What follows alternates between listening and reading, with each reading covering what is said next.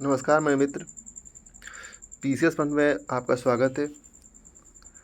22 जुलाई को जो आर्थिक सर्वेक्षण भारत में पेश किया गया था वित्त मंत्री के द्वारा, तो उसके बारे में हम लोग पढ़ने वाले हैं। और ये प्रधानमंत्री के तीसरे कार्यकाल का पहला बजट है, पहला आर्थिक सर्वेक्षण है, सॉरी।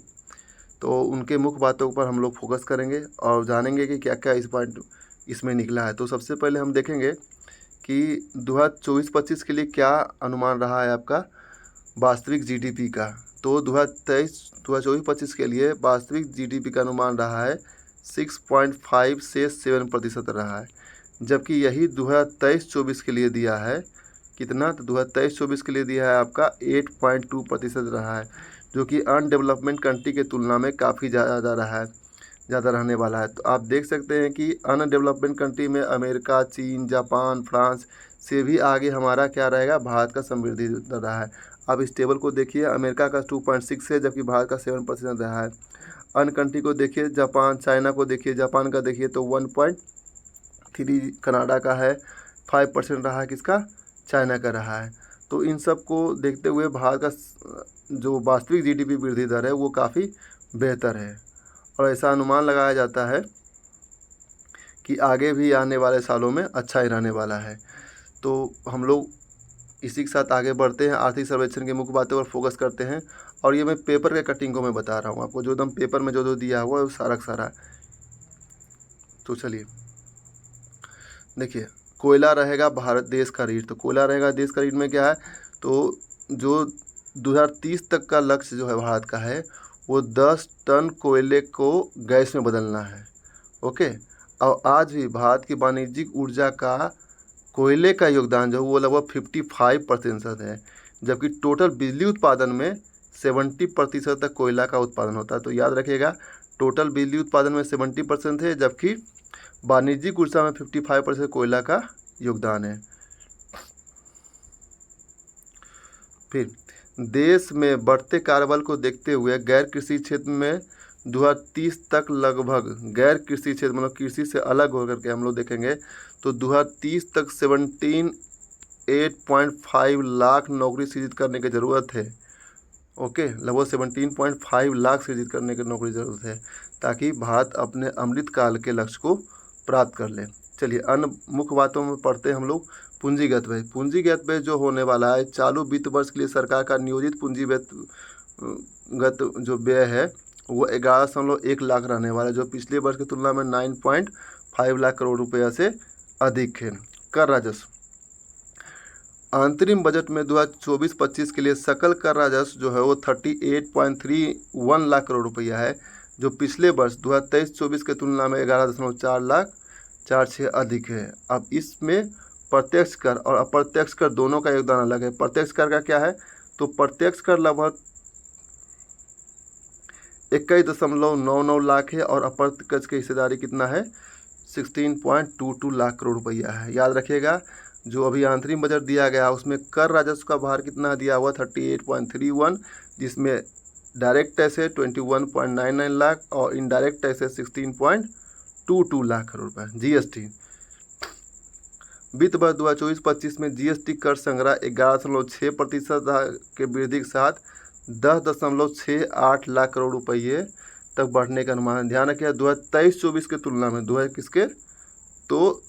23-24 के तुलना में यह 11.6% की वृद्धि हुई है, किसमें, जीएसटी में हुआ है।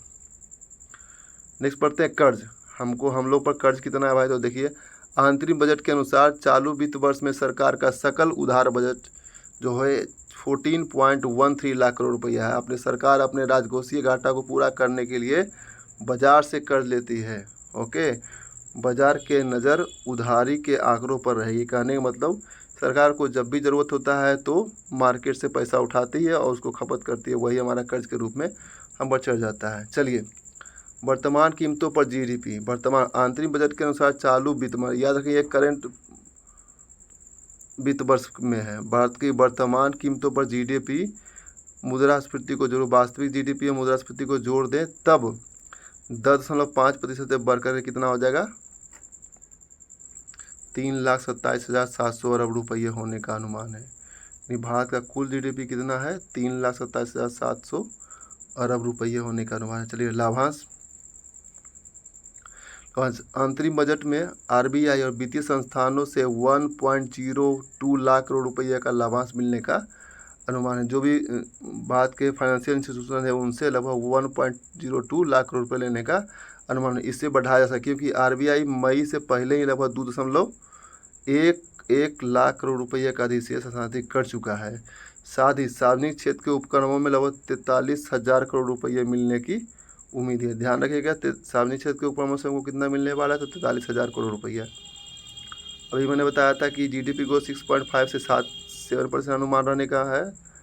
चलिए अब कोविड के बाद के देखते हैं हम लोग। ये मेंस के प्रोस्पेक्टिव से बहुत अच्छा है कि कोविड के बाद रियल जीडीपी में 20% की वृद्धि होगी। वित्त वर्ष 2024 के लिए सदन में पटल पर रखे गए आर्थिक सर्वेक्षण में कहा गया कि कोविड-19 महामारी के बाद भारतीय अर्थव्यवस्था में सुधार दर्ज किया गया है। वित्त वर्ष 2024 में रियल जीडीपी वित्त वर्ष 2020 की तुलना में 20% अधिक है। यह भारत के लिए एक महत्वपूर्ण उपलब्धि है जिससे विश्व के लिए कुछ ही अर्थव्यवस्था को प्राप्त कर सकी है। वित्त वर्ष 2025 में भी मजबूत विकास की संभावनाएं दिख रही, हालांकि यह भू राजनीतिक स्थिति, वित्तीय बाजार और जलवायु संकट पर निर्भर करेगा किस तरह से हम लोग आगे बढ़ने वाले हैं। ओके, चलिए निजी पूंजी से संभालेगी अर्थव्यवस्था। तो कोर सार यही है कि भारत की अर्थव्यवस्था को अगर बैलेंस करना है तो सबसे बड़ा ज़रूरी है कि प्राइवेट कैपिटल मार्केट हमारा स्ट्रॉन्ग हो। प्राइवेट कैपिटल मार्केट ने वित्त वर्ष 2024 में भारतीय अर्थव्यवस्था को काफ़ी संभाला है। इस अवधि में 10.9 लाख करोड़ रुपए की पूंजी जुटाई है। कौन?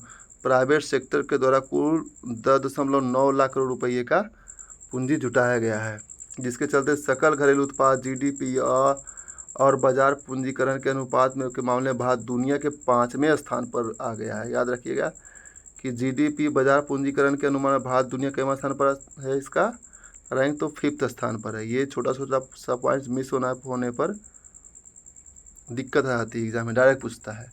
खुदरा महंगाई में आई कमी।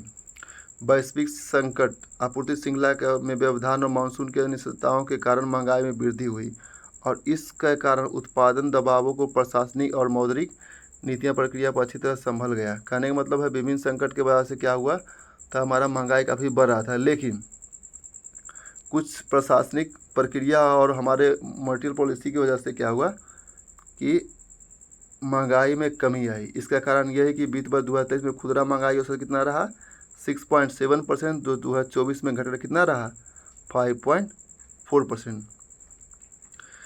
2023 के लिए खुदरा महंगाई औसतन कितना है, 6.7%, और अभी 2024 के लिए 5.4% रहा गया है। कहाँ? तो आर्थिक सर्वेक्षण के अनुसार। चलिए नेक्स्ट पढ़ते हैं। 2024-2025 में वैश्विक कीमतों में कमी का अनुमान। भारतीय रिजर्व बैंक आरबीआई के अनुसार यदि इस बार मानसून के दौरान बारिश समान रहती है और कोई बाहरी नीति का झटका नहीं लगता है तो खुदरा महंगाई के वित्त वर्ष 2025 में 4.5%, 2026 में 4.1%, 2024 में 5.4% रहने का अनुमान जताया गया है। चलिए एलपीजी, पेट्रोल दाम में इसका कमी आते रहेगा। कुछ और मुख्य बातें जो हम लोग बिहार के इम्पोर्टेंस से बहुत अच्छी है।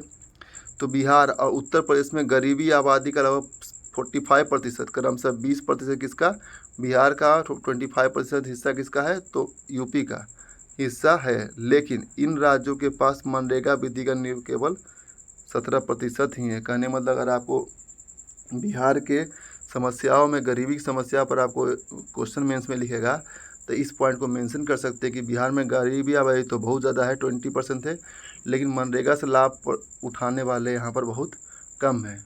ध्यान रखिएगा। तमिलनाडु में देश की गरीब आबादी में 1% से भी कम हिस्सा है, लेकिन इसके बावजूद भी यहाँ मनरेगा कितना लोग उठा रहा है, तो लगभग 15% यहाँ की आबादी उठा रही है। ठीक ऐसे ही अन्य सब चीज़ों में भी है। चलिए वित्त वर्ष 2024 में कांस्टेंट प्राइस पर जो स्थिर मूल्य है उस पर कुल टैक्स कितना है, 9.1% बढ़ा है। वैश्विक अर्थव्यवस्था अभी भी मुश्किल में है और रही तो इतना इम्पोर्टेंट नहीं है। और हमारा देखिएगा सर्विस सेक्टर हमेशा से आगे बढ़ रहा है, तो सर्विस सेक्टर सेवा क्षेत्र की वृद्धि में आगे और भी बढ़ोतरी की संभावना। याद रखिएगा वर्ष 2030 तक भारत वैश्विक ड्रोन हब बनाने का प्रयास कर रहा है। इसके लिए सरकार कदम भी उठा रही है। आर्टिफिशियल इंटेलिजेंस को लेकर भी कहा गया है कि इसने सभी स्किल लेवल पर भारी अनिश्चितता पैदा की है। ओके, चलिए वित्त मंत्रालय, तो ये तो पता है आर्थिक सर्वेक्षण कौन तैयार करता है, तो वित्त मंत्रालय से तैयार करता है। आंतरिक बजट को सबसे पहले 1950 में पेश किया गया था इस आर्थिक सर्वेक्षण, ये आपको पता होगा, है कि नहीं। देश का पहला आर्थिक सर्वेक्षण 1950 से कामन की अवधि में प्रस्तुत किया गया था, तब यह बजट के हिस्से में पेश किया गया था, लेकिन कई वर्षों तक बजट का हिस्सा ही बना रहा। 1964 में इसको बजट से अलग करके एक दिन पहले प्रस्तुत करने का एक तरह की परंपरा शुरू किया गया। नेक्स्ट पढ़ते हैं टॉपिक, कुछ आर्थिक सर्वेक्षण के ही अपना। चलिए मानसिक स्वास्थ्य। मानसिक स्वास्थ्य अमूलचूल परिवर्तन की जरूरत है मानसिक स्वास्थ्य में। इसमें बताया गया है कि स्वास्थ्य सर्वेक्षण के अनुसार भारत में 10.6% वयस्क मानसिक विकारों से पीड़ित है। अगर हेल्थ इशू पर क्वेश्चन कोई बनता है तो आप इस टॉपिक को इसको आप लिख सकते हैं, जिसमें आप बताना होगा कि हाँ कि मानसिक स्वास्थ्य से लगभग 10.6% वयस्क अभी पीड़ित हैं। विमानन उद्योग अभूतपूर्व वृद्धि के अनुमान पर है। भारत का विमानन उद्योग अभूतपूर्व वृद्धि के मुहाने पर है। पर्यावरण सीधा सुनिश्चित करते हुए एयरलाइंस कंपनियों की दक्षता व्यवहार्यता में सुधार लाने पर ध्यान केंद्रित करता है। याद रखिएगा सबसे ज़्यादा जो विकसित हो रहा है हमारा वो विमानन उद्योग ही आगे बढ़ते जा रहा है। तो ऑब्जेक्टिव क्वेश्चन में इस तरह क्वेश्चन पूछा जाए तो आप इसको लिख सकते हैं।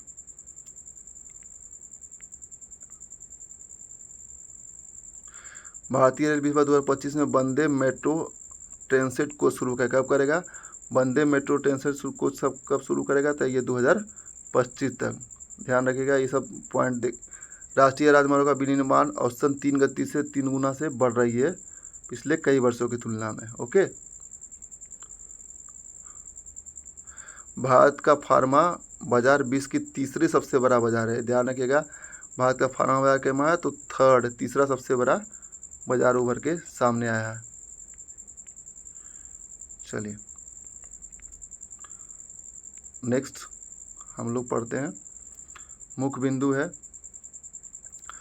कि भारत का व्यापार घाटा कम होने की अगले वर्ष में उम्मीद है। ऐसा कारण क्या है, आपको पता होगा कि 69वीं बीपीएससी में डायरेक्ट इकोनॉमिक्स से 18वीं बीपीएससी में डायरेक्ट इकोनॉमिक्स से डायरेक्ट एक क्वेश्चन पूछा गया था कि हाँ भारत का व्यापार संतुलन के बारे में कुछ क्वेश्चन पूछा गया था, तो उसको इस तरह से ऐड कर सकते हैं हम। उत्पादन से जुड़ी प्रोत्साहन योजना यानी PLI योजनाओं की वजह से घरेलू मैन्युफैक्चर को प्रोत्साहन मिलने और FTA, हाँ देखिए FTA पर ही पूछा गया था, में निर्यात में वृद्धि से देश का व्यापार घाटा कम होने का उम्मीद है। यानी व्यापार घाटा कम होने का उम्मीद मात्र 2 कारण से मुक्ता है। पहला PLI योजना, दूसरा हम लोग फ्री ट्रेड एग्रीमेंट जो किए हैं उसकी वजह से। हालांकि इसमें वस्तुओं की कीमतों में उतार चढ़ाव से भारत के व्यापार संतुलन मुद्रास्फीति का स्तर प्रभावित करने की बात कही गई है। खासकर कच्चे तेल, धातु, कृषि उत्पादों जैसे महत्वपूर्ण आयात के मामले में देश की वस्तुओं का व्यापार घाटा 2023-24 में जो रहा है वो 265 अरब बिलियन डॉलर से घटकर 2023-24 में कितना रहा, 240 अरब बिलियन डॉलर रह गया। कहने का मतलब जो है जो देश का वस्तुओं का व्यापार घाटा था 2022-23 में 265 अरब अमेरिकी डॉलर था, वो आज 2023-24 में 240 अरब डॉलर रह गया है। आने वाले वर्षों में भारत में व्यापार घाटे में कमी आने की उम्मीद है, क्योंकि हम लोग PLI योजना का विस्तार लगातार रूप से कर रहा है और भारत का जो वस्तु है वो फ्री ट्रेड एग्रीमेंट की वजह से विश्व के अनेक कोनों पर पहुंच रही है। भारत में के निर्यात में हर एक साल बढ़ोतरी देखने को मिल रही है। नेक्स्ट 2030 तक 30.5 लाख करोड़ रुपये खर्च किया जाएगा किस पर, रिन्यूएबल एनर्जी के रिसोर्सेज पर हम लोग खर्च करने वाला है। भारत का आपको इसका के लक्ष्य है 2030 तक 500 गीगावाट नवीकरणीय ऊर्जा का उत्पादन करना है। इसको पूरा करने के लिए हमको 30.5 लाख करोड़ रुपए का निवेश करने की ज़रूरत है। आर्थिक सर्वेक्षण के अनुसार इसे प्राप्त करने के लिए वित्त के साथ साथ प्रतिस्पर्धी शर्तों पर निवेश, भूमि अधिग्रहण के मुद्दों का समाधान करना आवश्यक है। आर्थिक सर्वेक्षण के अनुसार 2024 से 2030 के बीच में भारत में नवीकरणीय ऊर्जा क्षेत्र में 30.5 लाख करोड़ रुपए का निवेश करने की आवश्यकता है। भारत में स्वस्थ ऊर्जा के क्षेत्र में 2014 से 2023 के बीच में 8.5 लाख करोड़ रुपये का निवेश मिला है। अगर आपसे पूछा जाए रिन्यूएबल एनर्जी के क्वेश्चन के बारे में, तो आप एक आर्थिक रूप से योगदान के बारे में देख सकते हैं कि भारत सरकार का क्या योगदान है, तो उसमें आप मेंशन कर सकते हैं इस पॉइंट को कि 2014 से 2030 तक हम लोग जो स्वच्छ ऊर्जा के क्षेत्र में लगभग 8.5 लाख रुपए निवेश किया जा चुका है। नवीकरणीय ऊर्जा के क्षेत्र में अप्रैल 2000 से लेकर 2024 तक 17.8 लाख अमेरिकी डॉलर को हम लोग FDI मिला है। तो ये बहुत बड़ी उपलब्धि है। चलिए नेक्स्ट टॉपिक पढ़ते हैं। नेक्स्ट, हाँ, रोजगार सृजन के अवसरों की लाभ उठाना। चलो अब रोजगार सृजन भारत के में बेरोजगारी की समस्या सबसे बड़ी समस्या है। तो इसके लिए एक नया क्षेत्र, पर्यटन क्षेत्र हमारे पास अवसर के रूप में उपलब्ध है। आपको पता होगा, ऐसा देखा गया कि भारत में पर्यटन उद्योग ने कोविड महामारी के बाद वापसी की है। 2023 में 92 लाख से अधिक विदेशी पर्यटकों का आगमन हुआ है। एकदम डायरेक्ट क्वेश्चन था, BPSC के सेक्टर 9th मेंस का क्वेश्चन था ये, कि भारत में पर्यटन की संख्या के बारे में बताना था आपको, मतलब पर्यटकों पर करना था क्या क्या है। 43.5% की सालाना वृद्धि हो रही है। होटल उद्योग भी लगातार बढ़ता जा रहा है हमारा।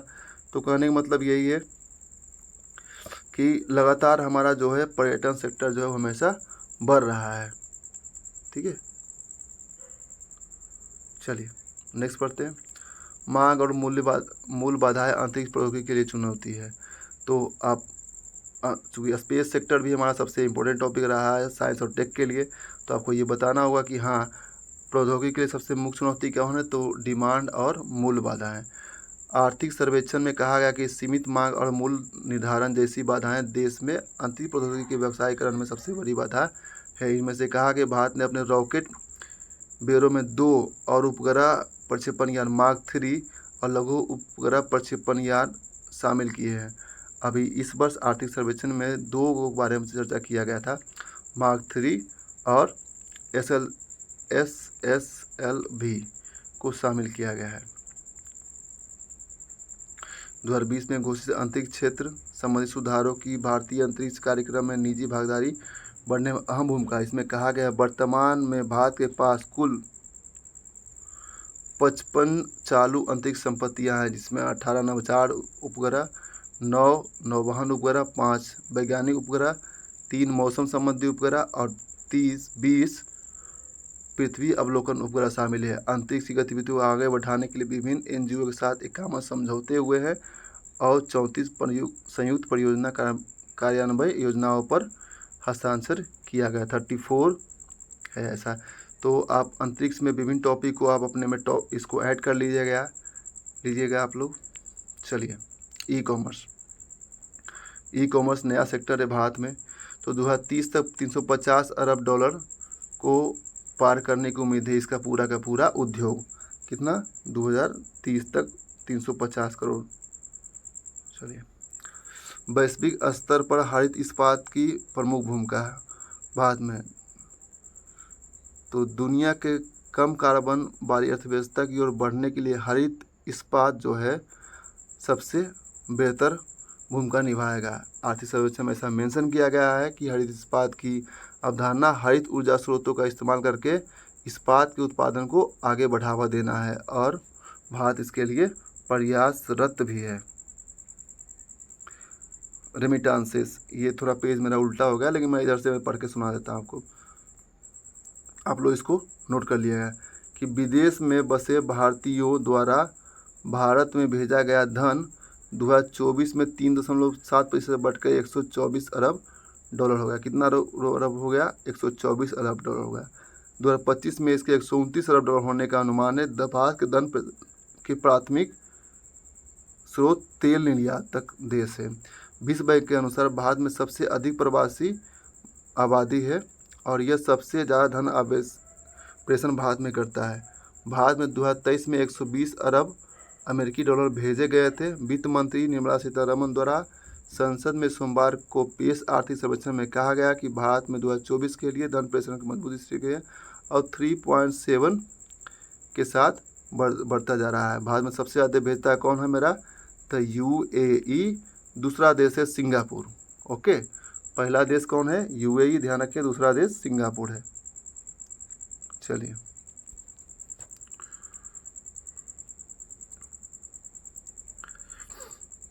ये बता गया PM सूर्य योजना पर घर योजना के तहत डिस्कॉम योजना को मिलेगा प्रोत्साहन।